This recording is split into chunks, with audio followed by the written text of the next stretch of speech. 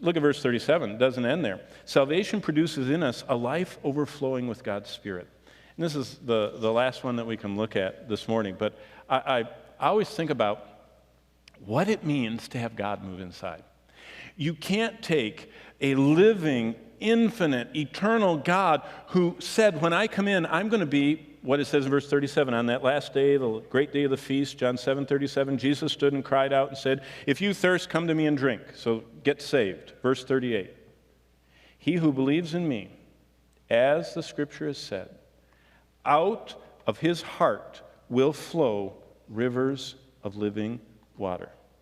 You know what Jesus said? If I move inside, you're going to burst out with rivers of life-giving water from your life. You're going to not only have enough to totally satisfy your life, it's going to just flow out of you. Always reminds me of, that you can't hide God. Reminds me of something when I was young and single and foolish and everything. I used to live in California, and I used to attend Grace Community Church, and John MacArthur would speak, and I had figured it out, that if I left just as John said, let's bow our heads, and jumped in my car and parked in the right place, I could hit the 5 and hit the Pomona, and I could get to Fullerton in time for second service.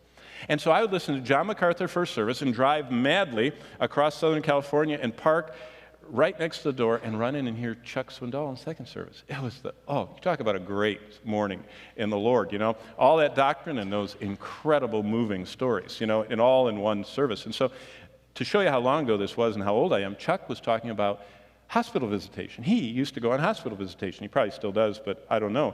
But back then he did.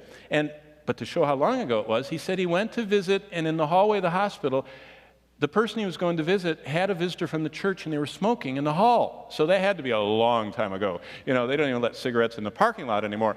But this guy was standing there, and when he saw Chuck, he went, and he stuck it in his pocket. And he's standing there like this and talking, and Chuck knew what he'd done. And so he just talked to him and said, how are you doing? And how's your family? And is your mom in Abilene still good? And he said he kept talking to him till smoke started coming out his collar. And he said it was just a column of smoke coming up his neck, over his head. And he finally said, hey, you got other things to do. I'm going to go in here and visit this person. You know what I thought?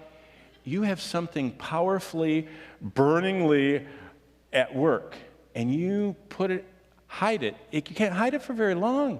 You can't hide God for very long. People can act like they used to act for a while, but if God is inside, look what it says in verse 37, out of your heart will flow rivers of living water. Verse 39, this he spoke concerning the Spirit, whom those believing in him would receive, for the Holy Spirit was not yet given, because Jesus was not yet glorified. You see, the baptism of the Spirit that we get at the instant of salvation is that all of God comes to live inside of us. God doesn't give his Spirit by measure. He doesn't give, you get a quarter cup, you get a half cup, you get a third. He gives it all. And he wants to overflow into every part of our life and then out of us. See, salvation produces in us a life overflowing with God's Spirit. Now, one last thing. Turn to chapter 8, and this is going to just introduce next time. Chapter 8 is the most astounding chapter in John's Gospel. Chapter 8 records the most amazing salvation about teaching in one place that Jesus ever did. And he did this walking around up on the Temple Mount, what we call the Temple Mount platform today. And when we come back, we're going to look at Jesus describing salvation. The most complete package in the 8th chapter. But all this to say that, one thing, Jesus knows more about salvation than anybody else. Jesus knows how to present the gospel better than anybody else because he is the gospel. And Jesus said, if you come to me, you will leave your life of sin. You will cling to me. You'll know I'm your only hope. You'll know that I'm the one that has made you have a new beginning. You're born again.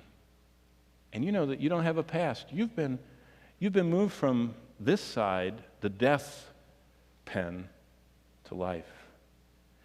And you want to submit, now that you're saved, to my will and not your own.